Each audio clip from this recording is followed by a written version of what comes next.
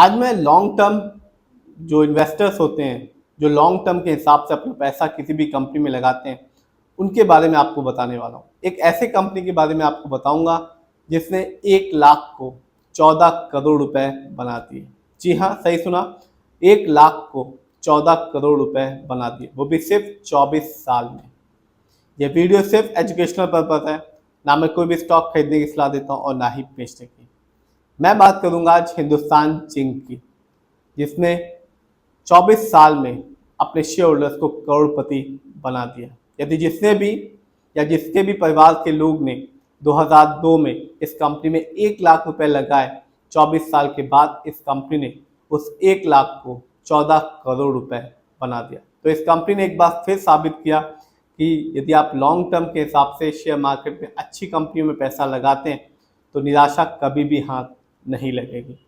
आज की बात करूं तो आज जब 3:30 बजे मार्केट बंद हुआ तो हिंदुस्तान जिंक का जो शेयर प्राइस था वो था 635 रुपीज़ 10 पैसे का, और आज इस कंपनी के शेयर में गिरावट रही 0.23% की।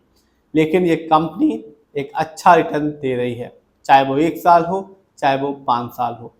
1 साल में इस कंपनी ने अपने शेयर होल्डर्स को 50% का रिटर्न निकाल के दिया। यानी आज से ठीक 1 साल पहले इस कंपनी का शेयर पैसा 408 रुपए का, जो आज के दिन है 635 रुपए का। ये तो बात रही 1 साल की। 5 साल पे भी यदि हम नज़र डालें तो 5 साल में भी इस कंपनी ने एक अच्छा रिटर्न निकाल के दिया 101% का। यानी आज से ठीक 5 साल पहले इस कंपनी का शेयर प्राइस था 333 रुपीज़ का, जो आज के दिन बढ़कर हो चुका है, 5 साल के बाद बढ़कर हो चुका है 635 रुपए का। तो जिसने भी 5 साल पहले इस कंपनी में पैसा लगाया, कंपनी ने रिटर्न के मामले में बिल्कुल भी निराश नहीं किया। यदि मैं इस कंपनी के ओवरऑल रिटर्न को देखूं तो अभी तक एक कंपनी अपने शेयर होल्डर्स को 28,900% का निकाल के दे चुकी है। यानी आज से ठीक 24 साल पहले इस कंपनी का शेयर प्राइस 2 रुपए से भी नीचे का था, 1.5 रुपए के आसपास का शेयर प्राइस था।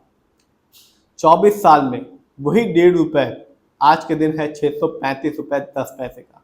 और जिसने भी 2002 में इस कंपनी में 1 लाख रुपए लगाए, कंपनी ने 24 साल के बाद 1 लाख को बना दिए 14 करोड़ रुपए। तो ऐसा ही होता है, यदि धैर्य बना के रखते हैं, लॉन्ग टर्म के हिसाब से कंपनी को चुनते हैं, पैसा लगाते हैं, तो कंपनियां निराश नहीं करती। ये तो बात रही शेयर प्राइस की और रिटर्न की। जानते हैं इस कंपनी के स्टॉक के परफॉर्मेंस को। तो 1 साल में इस कंपनी का जो हाईएस्ट शेयर प्राइस गया वो था 733 रुपीज़ का, जबकि 1 साल में इस कंपनी का लोएस्ट शेयर प्राइस आया 398 रुपीज़ का। इसी साल इस कंपनी ने अपने शेयर होल्डर्स को डिविडेंड भी दिया। यदि मैं इवेंट्स को देखूं तो इस साल इस कंपनी ने अपने शेयर होल्डर्स को 11 रुपए का डिविडेंड दिया। तो जिसके पास भी हिंदुस्तान जिंक की शेयर की एक अच्छी क्वांटिटी होगी, उसे एक अच्छा डिविडेंड का अमाउंट देखने को मिला होगा। जानते हैं इस कंपनी के फंडामेंटल्स को। तो जो कंपनी का मार्केट कैप है वो है 2,68,709 करोड़ का। ये कंपनी लार्ज कैप की है क्योंकि मार्केट कैप 20,000 करोड़ के ऊपर का है। पीबी रेशियो 11.87 है। शेयर मार्केट में एक अच्छा पीबी रेशियो कहलाता है 1 या तो बिलो 3। इंडस्ट्री पी 17.22 है। शेयर मार्केट में एक अच्छा इंडस्ट्री पी कहलाता है 20 से लेकर 25 के बीच में। ये बताता है कि कंपनी के स्टॉक मार्केट में कैसा परफॉर्म कर रहा है। क्या बहुत ज़्यादा महंगा तो नहीं है, क्या बहुत ज़्यादा सस्ता तो नहीं है कंपनी का स्टॉक शेयर मार्केट में। डेप्ट टू इक्विटी 0.39 है। आप भी देख सकते हैं इस कंपनी पर लोन कर्ज नाक के बराबर है। आरओई बहुत ही अच्छा 61.13% का। शेयर मार्केट में एक अच्छा आरओई कहलाता है 15% से लेकर 20% के बीच में।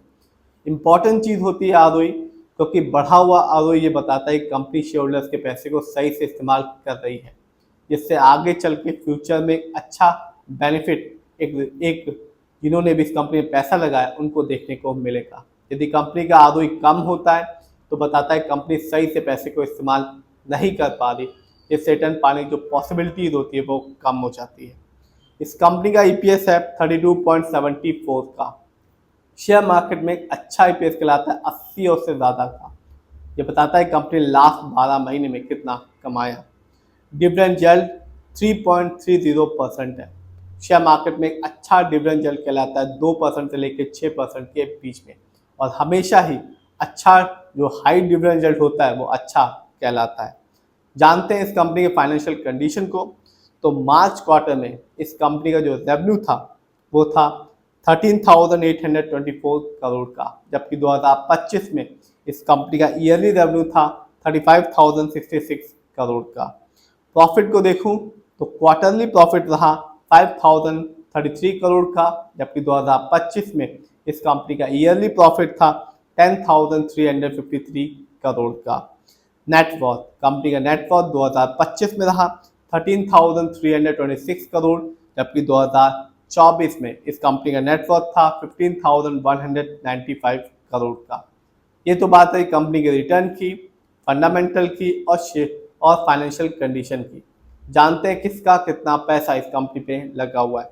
तो प्रमोटर यानी कि इस कंपनी के ओनर्स, उनका पैसा इस कंपनी में लगा हुआ है 60.71% का, जबकि रिटेलर्स यानी कि हम लोग का पैसा इस कंपनी में लगा हुआ है 32.05% का, जबकि DII का पैसा इस कंपनी में लगा हुआ है 3.58% का।